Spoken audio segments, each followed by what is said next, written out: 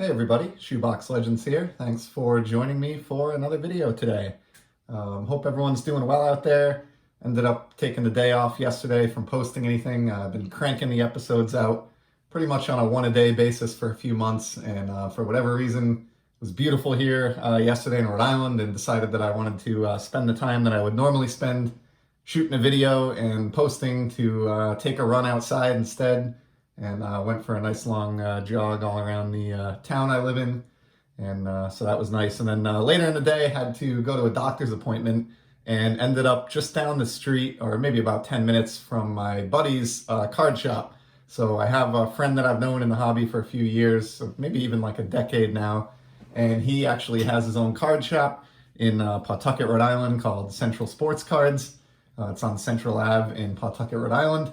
And my doctor's appointment took a little bit longer than I expected. Had to go to the lab and give some blood and stuff. And so, long story short, I had enough time to swing by there, but I was a little bit limited in the amount of time that I had. So it was a blessing and a curse. I had discovered after a long hiatus that the dollar boxes have returned, which is definitely a favorite activity of mine, to just sit there and thumb through those dollar boxes and put a little stack together, but I did not have a lot of time to stay. Only had about 15-20 minutes, and wanted to catch up with him as well. So I was only able to thumb through one baseball and one hockey dollar box, picked out somewhere between 25 and 30 singles, some for my collection and some that I'll send out to others.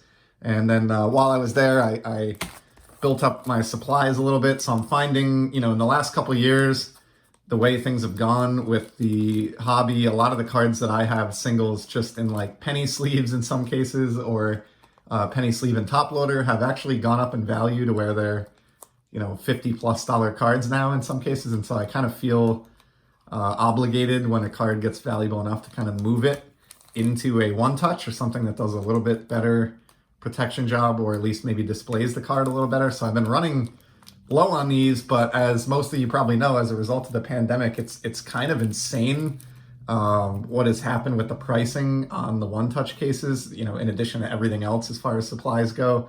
Not long ago, I used to buy these like 25-pack case for like $40, and it used to even be cheaper than that, but I can't find these new online for any less than like $5 or $6 a piece.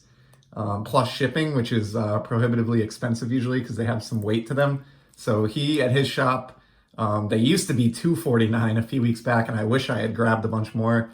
He's marked them up now to $349, but honestly, that is still a whole lot cheaper than, at least at present, than I can get them anywhere else. So grabbed a handful, most of them 35 point, and then two of these 55 points because I used one or two of these up the other day on thicker cards, and so just wanted to restock my card supply shelf in my hobby room here. So that's kind of the boring part of the trip. When I went to go pay for the dollar box cards, he was on the phone with someone for a couple minutes, and I was kind of standing around waiting, which wasn't great for my wallet because I was poking around and I noticed he had these grab bags available.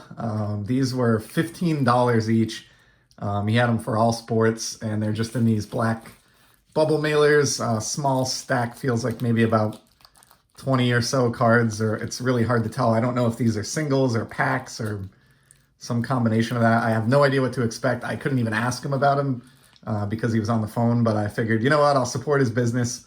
I dropped $30 and I bought two of these, one baseball, one hockey.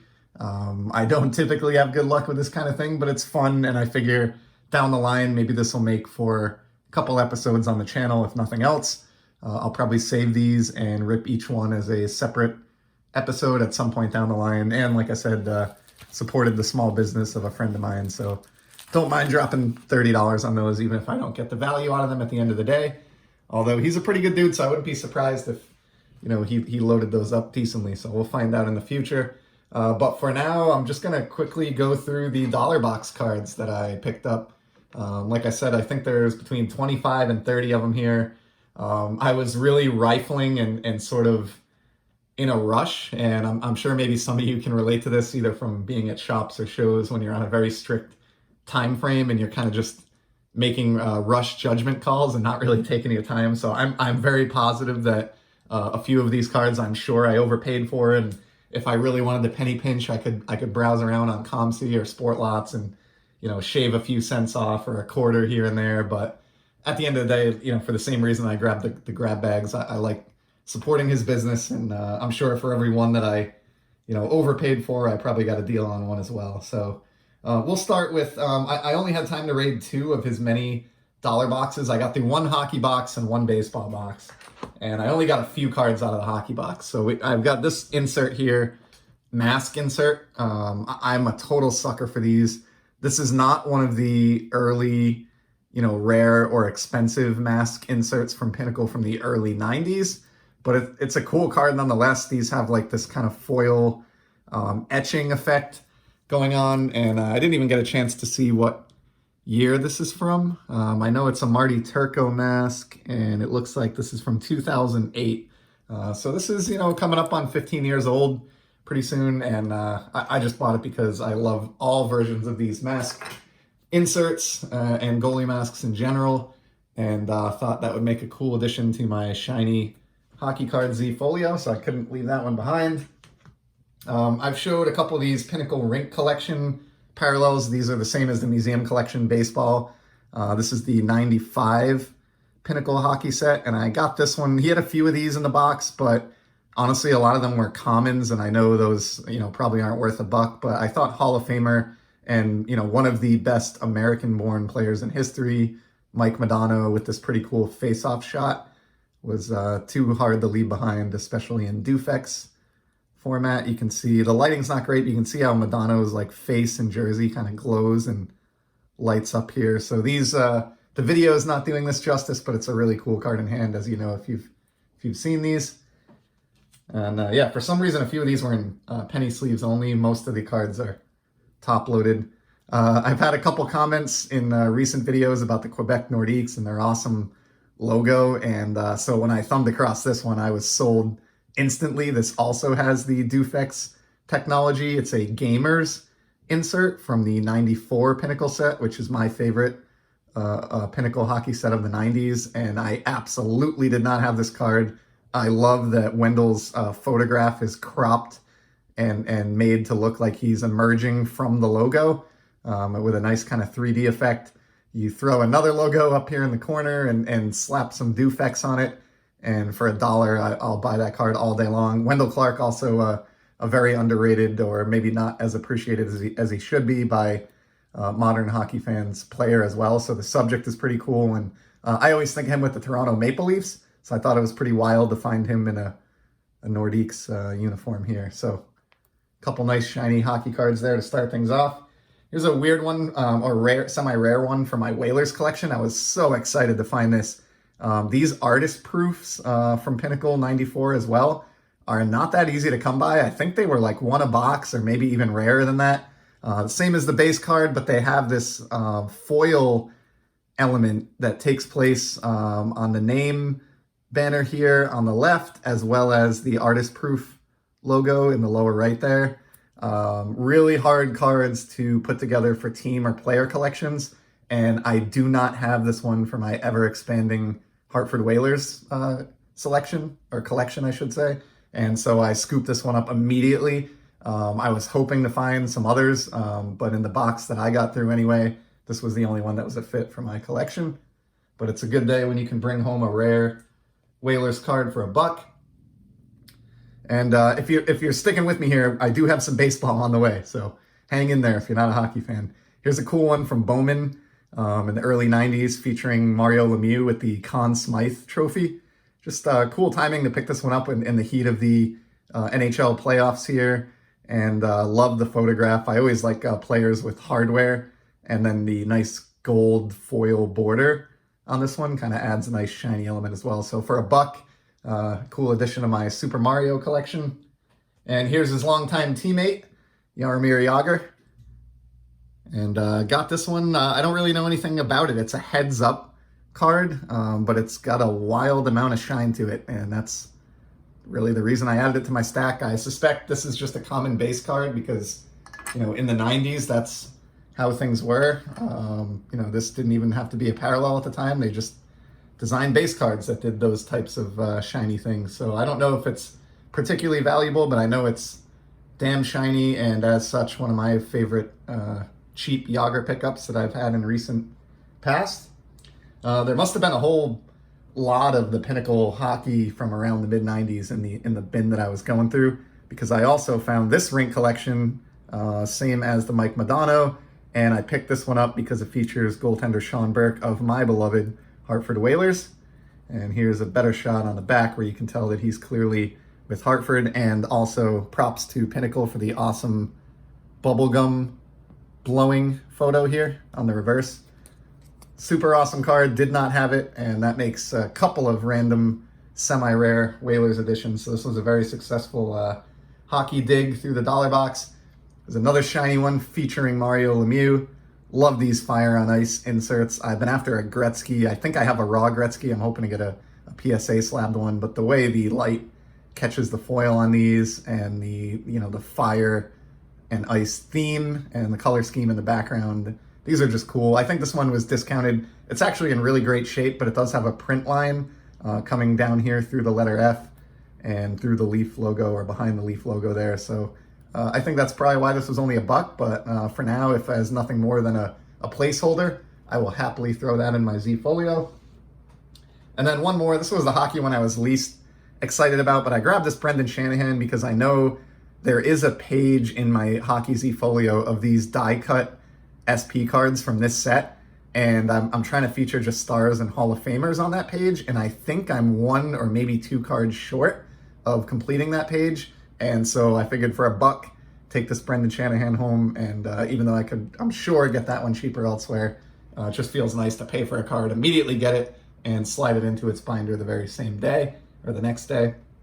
And now we move on to baseball. So I purchased more baseball cards than I did hockey, that's for sure. Just had some really cool stuff in the bins, I thought, and a lot of this is shiny, which should come as no surprise to you, but we got one here, Derek Lee. I picked this one up just because it is a refractor, and it's from a Topps Chrome set that I have maybe none of in my collection. I'm not even sure if I have a single card. This is the 99 Topps Chrome release. I was not in the hobby from about 97 or so through 2007, and so sets like this are a rarity to me. I know he's not a superstar, but he had some good seasons, Derek Lee, and it's kind of cool seeing him in a shiny format here in a Marlins uniform, so dropped $1 on that one. Here's a Albert Pujols. I love collecting his stuff.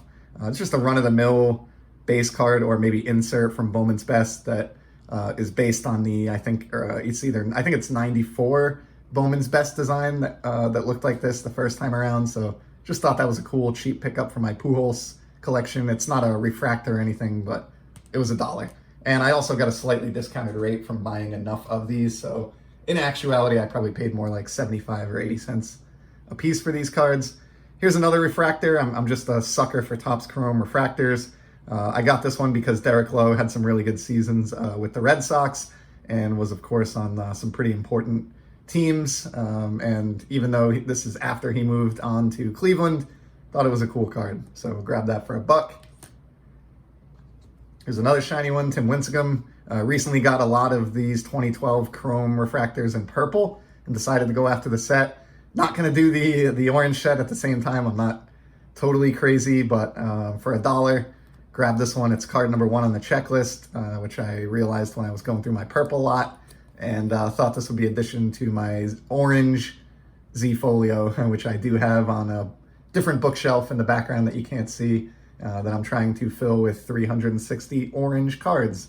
And so for $1, we'll add Tim Lincecum to that Z Folio. There's a 2014 refractor of Prince Fielder. Again, not a guy who's going to be in Cooperstown, but someone who was a very good player for quite a few years, and I have a lot of baseball memories of. And so for $1 to snag his refractor, I was all over it. Kind of cool that he and his father finished with the same number of career home runs. That's always one of those cool barstool baseball facts that I like.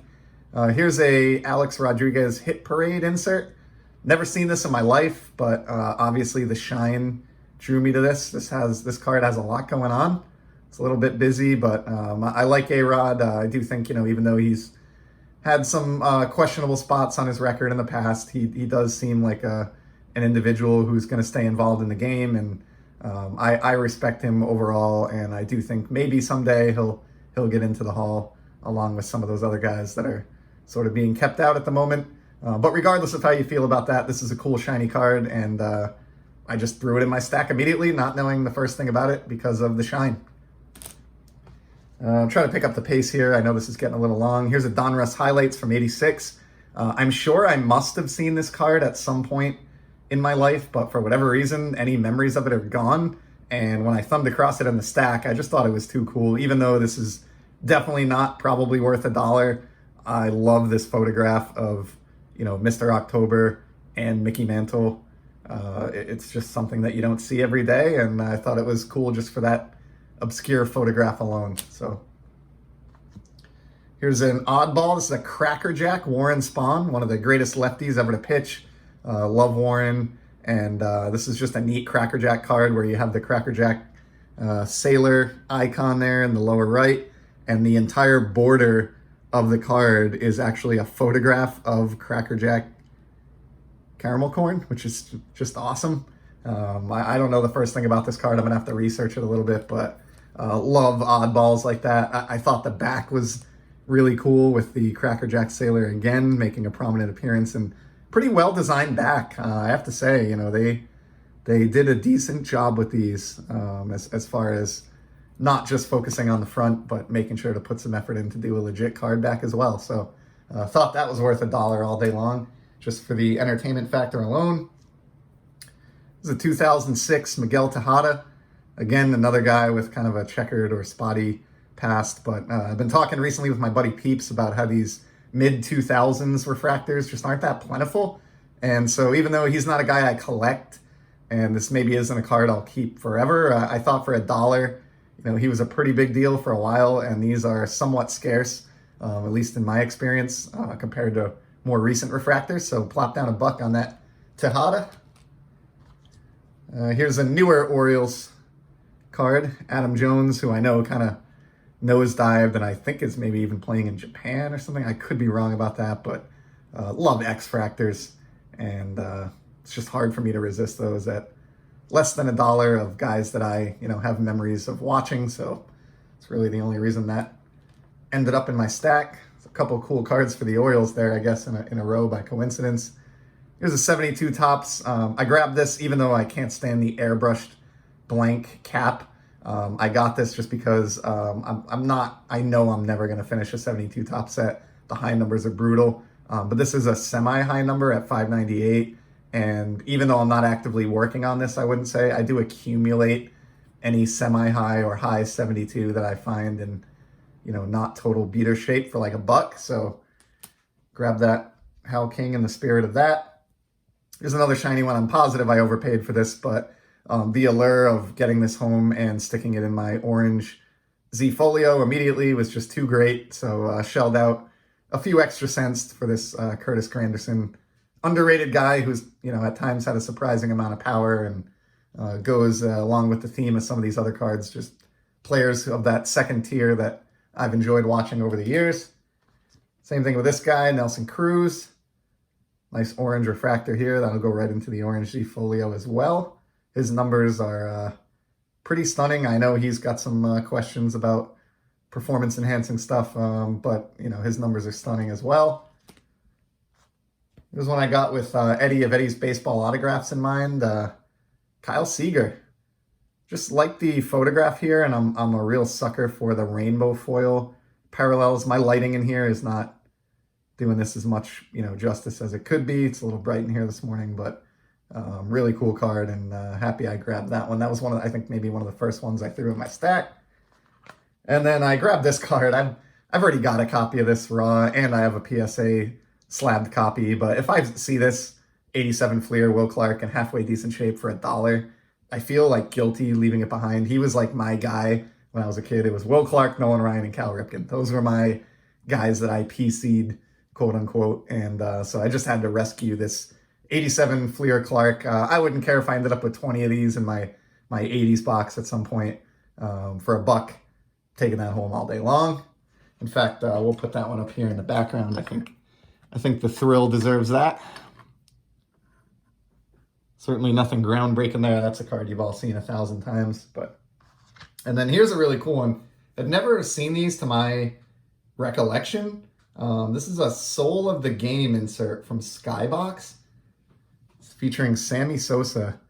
I just love the sort of rainbow and like bubble letter or like hippie-ish type font here. It's just a really weird design. I think the Skybox Premium logo here is unfortunate. I think the card would look better if they had tucked that into a corner or left it out entirely, but I just thought it was a unique insert. I don't think I've ever encountered this, or I don't have any recollection of having seen this insert before, and so I took a flyer on it for $1. I still have fond memories of watching Sosa and McGuire duel it out in the now infamous home run race that summer that at the time we thought saved baseball, so it was worth $1 just for that. And then just two more here. I can't believe this has gone over 20 minutes. I think this is my longest video so far. So props to you if you have stuck it out.